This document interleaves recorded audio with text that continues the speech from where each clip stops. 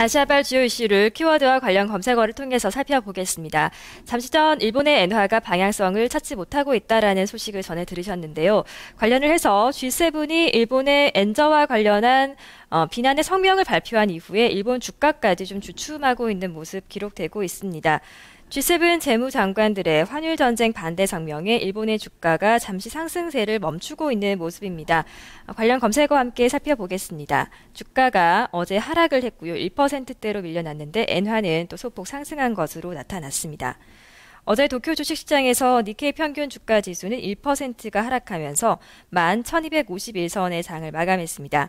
도쿄증권거래소의 토픽스 지수도 1% 넘게 떨어지면서 957선의 거래를 마쳤는데요.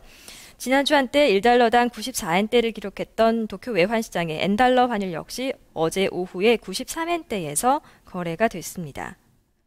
G7의 재무장관 성명이 역시 영향을 미쳤다라는 분석입니다. 관련 검색어를 통해서 이 내용을 확인해 볼 수가 있는데요.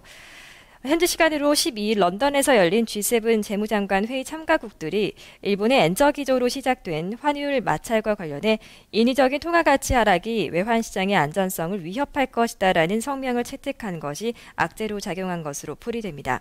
오늘 역시 엔화 환율은 큰 방향성 없이 움직일 것으로 예상되고 한편 오전 일본은행의 금융정책 결정회의가 있는데요. 2번 연속 금융 완화책을 내놓은 만큼 추가적인 부양책은 없을 것으로 전망되고 있습니다. 휴장을 마치고 오늘 홍콩 증시가 개장을 앞두고 있습니다. 홍콩에서 전해진 이슈를 한 가지 좀 살펴보겠습니다. 북한의 핵실험과 관련해서 국제사회의 우려 섞인 목소리가 계속해서 나오고 있는 상황이죠. 홍콩 언론은 북한과 중국의 관계가 이번에 핵실험으로 인해서 큰 변화는 없을 것이다 라고 보도하고 있습니다.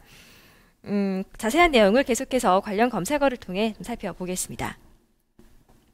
우선 전략적인 변화는 요구될 것이다. 하지만 관계에 큰 변화는 없을 것이다. 이런 보도가 나오고 있는데요. 13일 홍콩 사우스차이나 모닝포스트는 이번 핵실험은 북한이 중국의 압력에 주의를 기울이지 않는다는 점을 환기시켰고 이에 따라 북한에 대한 중국의 전략 변화 요구가 일고 있다고 지적했습니다. 그러나 홍콩 명보신문은 이번 핵실험으로 중국과 북한의 관계가 질적으로 변하지는 않을 것이다 라고 전망했습니다. 마지막 관련 검색어를 통해서 이렇게 북한과 중국의 관계는 유지될 것이라는 전망 역시 확인할 수가 있습니다.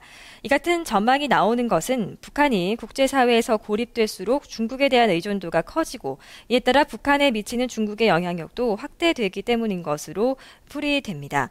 국가 이익과 전략적인 측면에서 볼 때 북한과 미국의 관계 개선이 요원해지면 한반도의 긴장 상태가 유지되기 때문입니다. 한편 이번 핵실험으로 중국에 영향을 미치는 경우가 아니라면 중국은 별다른 행동을 취하지 않을 것으로 홍콩 전문가들은 내다봤습니다. 아시아발 주요 이슈를 키워드와 관련 검색어를 통해서 살펴봤습니다.